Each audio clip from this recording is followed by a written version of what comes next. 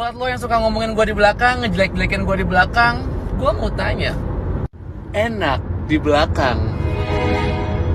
Betah banget sih di belakang, nggak mau nyalip gue gitu ke depan.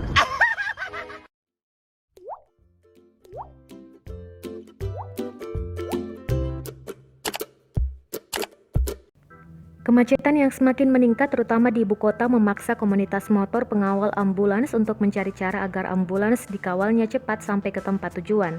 Namun aksi relawan ini justru kerap dianggap meresahkan. Salah satunya adalah pengguna sirine dan rotator yang digunakan, seperti contoh video yang diunggah oleh akun Instagram @polantasindonesia. Dalam rekaman tersebut terlihat seorang pria yang diketahui merupakan komunitas pengawal ambulans dengan bangga memamerkan penggunaan rotator di motornya.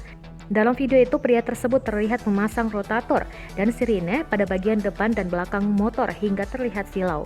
Padahal penggunaan rotator dan sirine sudah jelas hanya untuk kendaraan tertentu yang mendapat prioritas sesuai Undang-Undang Nomor 22 Tahun 2009.